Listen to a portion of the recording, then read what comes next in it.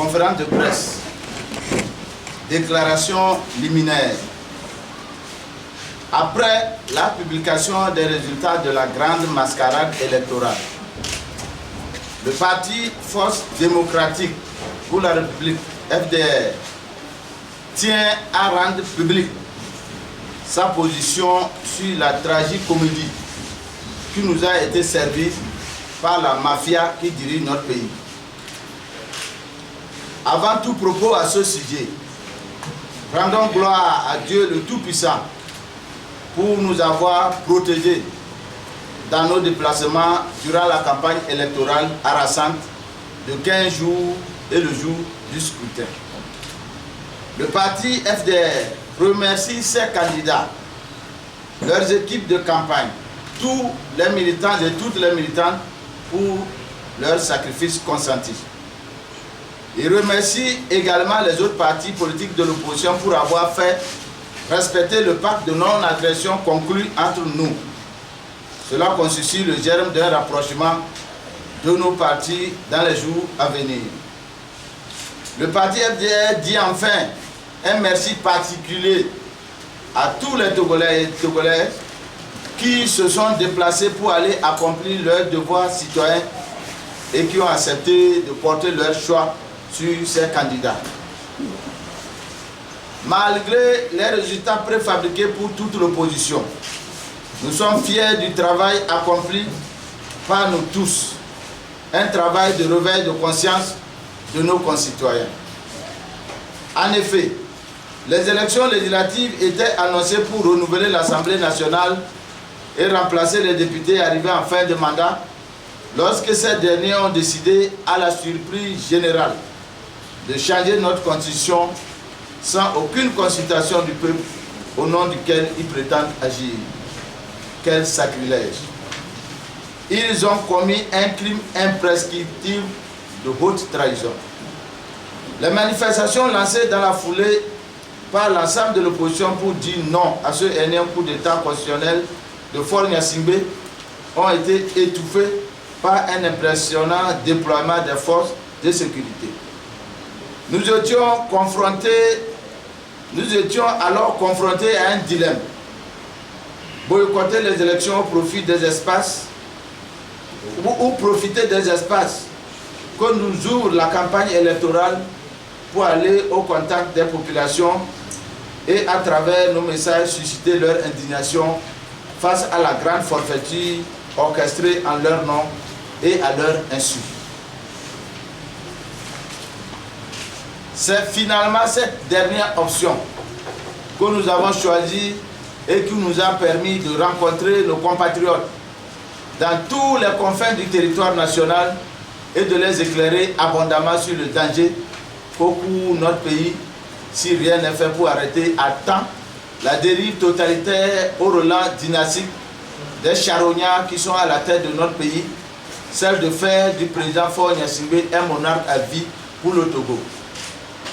Nous savions que notre choix de participer aux élections comportait d'énormes risques à cause de l'appel au boycott de certains de nos compatriotes et des fraudes que vont certainement organiser la bande de copains et de coquins qui ont pris notre pays en otage. C'est pourquoi au cours de notre campagne électorale, nous avons clairement et sans détour demandé aux populations de se mobiliser massivement pour aller sanctionner dans les urnes les prédateurs. Nous n'avions jamais imaginé que les fraudes pouvaient atteindre une telle ampleur, un tel degré de barbarie, une telle bestialité qui dépasse l'entendement humain. Accès aux salles de vote refusé aux délégués des candidats de l'opposition malgré les mandats qui leur ont été régulièrement délivrés. Bourrage d'urnes à dimension exponentielle et à visage découvert dans la plupart des bureaux de vote. Exemple des villages de Peyeji, Kologo, Adjo, Dobun, Yohonu, Mamissi, etc.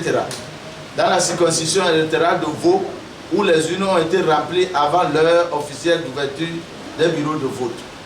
Utilisation à grande échelle de bulletins pré-votés. Des électeurs ont été surpris avec plusieurs bulletins déjà votés avant leur entrée dans les bureaux de vote. La vidéo montrant le proviseur du lycée de Kara avec des bulletins prévotés dans la poche en dit long. Avec la complicité des membres des bureaux de vote et malgré la protestation de nos délégués, des électeurs ont refusé après leur vote de mettre le doigt dans l'encre indélébile, ce qui participe à la stratégie de vote multiple par un seul individu. Vote par dérogation à profusion.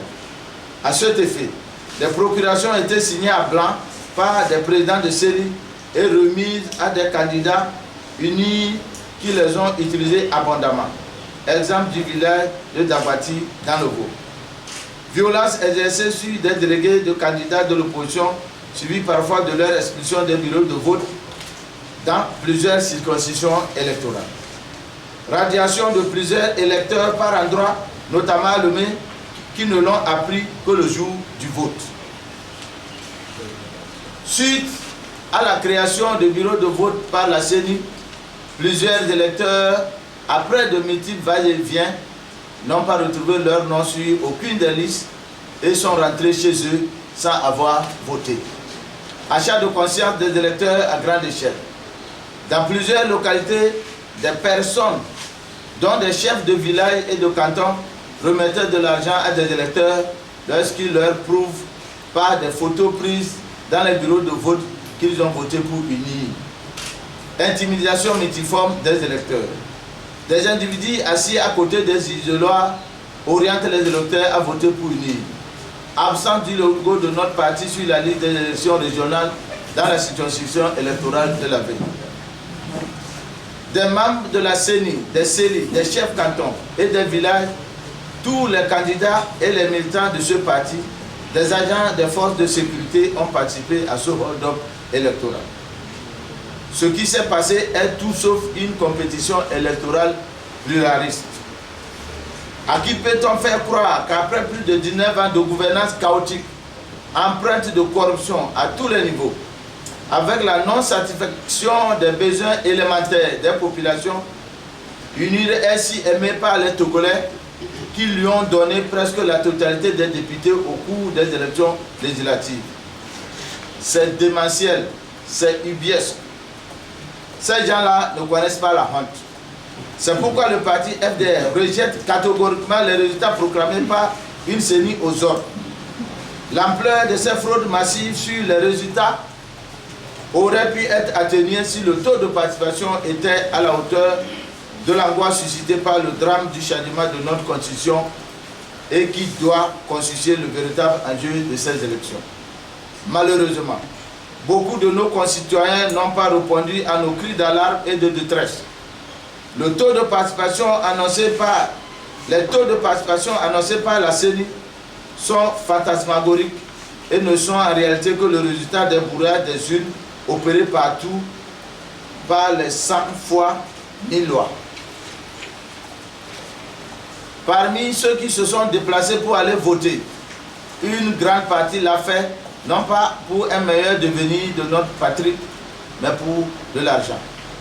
Les nombreuses listes indépendantes dont certaines ont été montées de toutes pièces dans le laboratoire uni avec la participation des chefs cantons qui, malgré leur prétendue neutralité, travaillent désormais à visage découvert pour le parti au pouvoir, sont venus parachever la stratégie macabre des vautours qui nous gouvernent. Le parti FDR a de bonne foi fait le choix qu'il croyait être juste en décidant d'aller à ces élections. Mais la combinaison de plusieurs facteurs, les uns provenant essentiellement de nos gouvernants prédateurs, les autres de nos sempiternelles querelles derrière lesquelles s'habitent certains pour se donner le droit d'être les meilleurs connaisseurs de la politique togolaise et de considérer les autres comme des proies à abattre, à amplifier la désaffection de nos compatriotes et justifie le faible taux de participation aux élections du 29 avril 2024 et les résultats qui en ont découlé. Ils sont même nombreux, ceux qui disent être de l'opposition, à se réjouir de ces résultats sur les réseaux sociaux. Il est maintenant là, à nos yeux, notre chef-d'œuvre. Admirons-le et conservons-le avec